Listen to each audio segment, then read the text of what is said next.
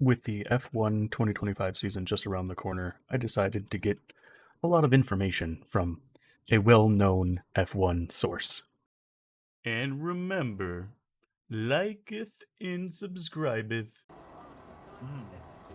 Uh, the drivers then, again, it's going to take a Verstappen is the best driver, so Yeah. it's gonna take quite an effort to beat him. It's gonna take a situation where he doesn't have quite comfortably the best car, because what made Verstappen's title so what on earth?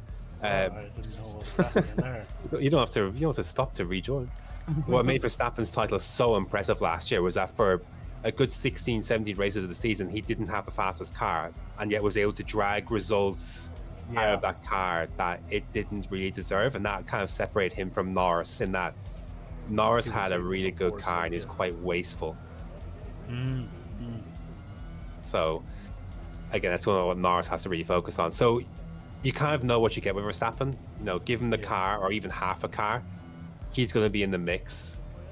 And because of this situation with his teammate, his teammate's not going to rob points off him, so to speak, or take points away from him, which I think maybe someone like Piastri or Hamilton or Leclerc may do for their team.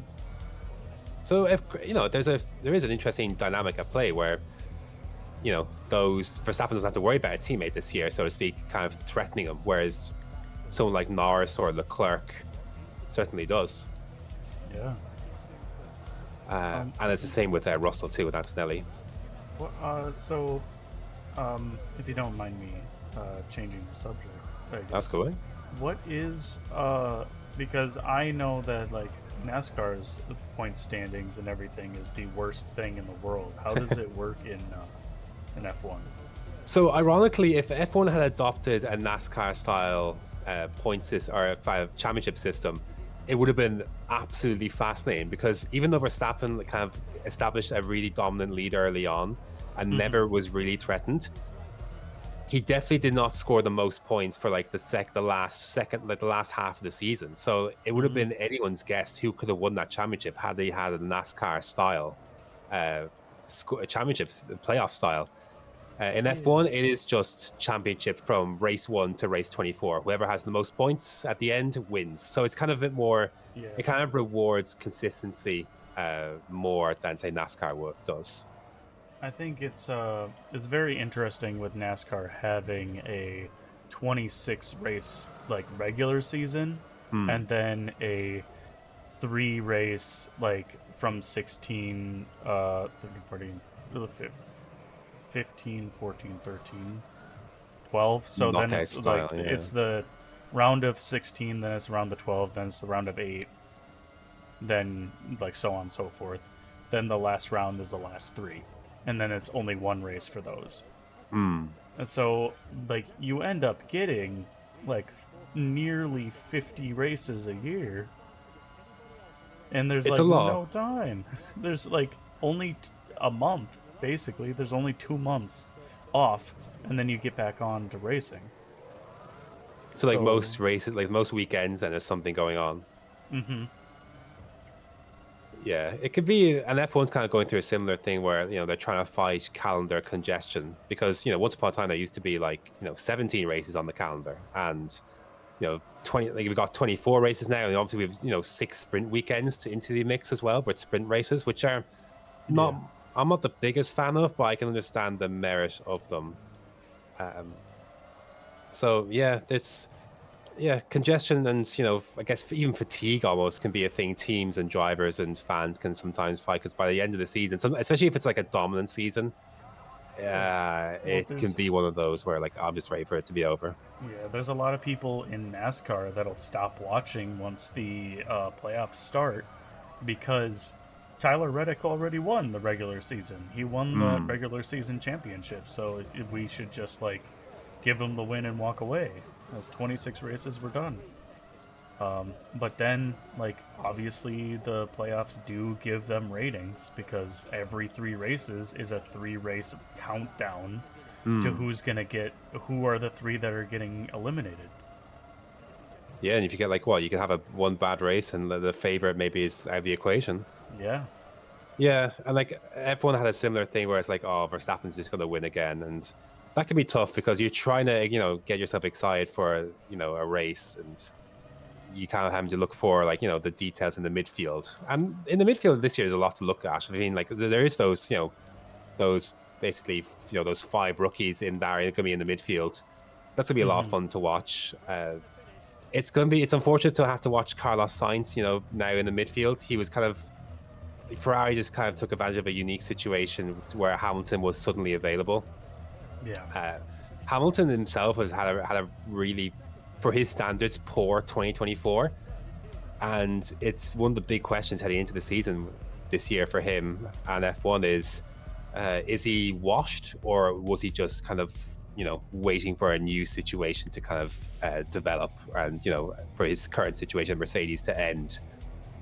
So Hmm. that's gonna be a big. We're going to find out a lot this season about Hamilton in terms of his drive and commitment. No pun intended. His drive and how much he still has in the tank. Again, no pun intended. So that's going to be fun to watch him and Leclerc. It's one of the most interesting teammate dynamics that is going to be in effect this season. I'm going to go Hockenheim. Hockenheim's a lot of fun.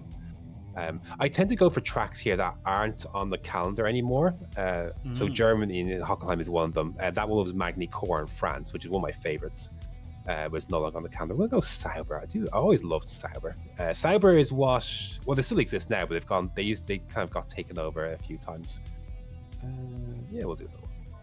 So Hamilton versus Leclerc is one of the big storylines heading into the season. I think Leclerc is the better of the two at this stage in their careers. And I think if Ferrari give Leclerc a half decent car out the gate, I think he is going to be the one. He's going to be a title contender for sure. Yeah, this is like getting back into NASCAR. It's fun, like learning and getting back into the storylines of like who has beef with who. Why is this happening? Who's gonna be the favorite of this this next race and stuff? And this next season with F1 and NASCAR, I kind of want to watch or get into both, and I'll plug for you. I want to listen to your podcast more often. And Oh shoot, yeah, yeah. Every week I do an F1 podcast with my friend Luke, and we just chat shit usually, and then yeah, we talk a little F1 and motorsport along the way. We do love our motorsport. Like we branch out into, we love watching Indy, and we love watching endurance racing as well. We just we love driver activity, between different categories. It is something we very much enjoy. As well as obviously breaking down the F1 races. if you ever have room for a third for a NASCAR race, I'm kidding. You're A never NASCAR correspondent? I'll be your NASCAR correspondent. Excellent. And I'll be like, it was pretty good. Yeah, it was good. They went around the turns. You wouldn't believe how many times they turned left. Oh, dude, hundreds, thousands. Yeah, go ahead. F1 beefs. That's an interesting kind of topic because at the end of last season, George Russell really pissed off Max Verstappen, and they went into there was a big beef there. I think it might spill over into next year as well. Russell wasn't too. Well, Verstappen wasn't very pleased about basically Russell. Oh dear, there's a braking zone there. That Russell basically got him a very nonsense one-place grid penalty that basically took Verstappen off of pole and put Russell onto it. And then Russell claims that Verstappen said to him that I'm going to put your head in the wall and crash you out of turn one. And he went to basically to try and defend this basically the next race, and Verstappen wasn't having any of it. And then so they're kind of there's leftover beef from that, I think, because basically Verstappen said I've lost all respect for him basically, and when you know yourself, like when racing drivers lose respect for each other, that usually can typically lead to uncompromising driving, and when that happens, then neither's willing to back out of a corner sometimes, and usually an accident can involve. With NASCAR, you kind of can see the beefs because like especially with the 7th generation car, it's like they can beat and bash each other, and they will not see damage on the cars sometimes. Like there was a few races this last year where people were just like almost just hitting each other. They were so angry at each other, and you don't see damage on the cars. Like even in the big crashes, people were able to get back up and go. So like, and you can't do that in F1. You can No.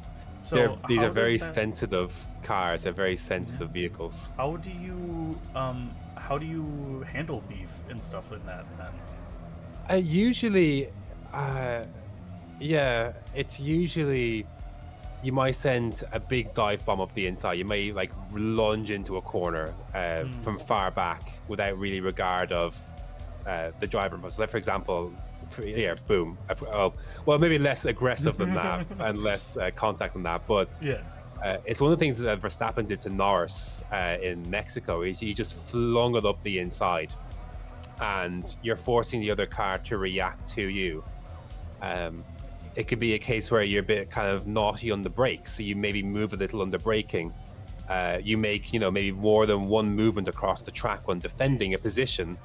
Yeah. There's different ways that it can manifest. You can't, the old adage of rubbing as racing is not really applicable to F1 because you either will damage a component of the car that is crucial to the aerodynamic efficiency, and if you lose some of that, you lose performance, and you don't have much to fight with after that. So it could be a lot of things like that.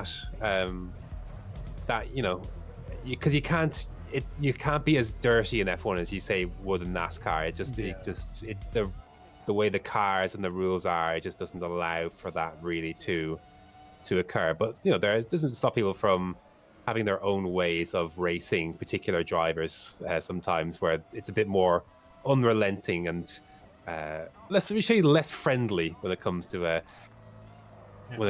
side by side racing, because it's one of those things in F1 where, because you're racing at such high speeds, you really have to have respect and trust, maybe more so than anything else, in the people you're racing with. Because a high speed accident can obviously, look, most were so dangerous, obviously, as you know, like people's lives are ultimately, you're trusting people to, not send you into a wall that may potentially end your life.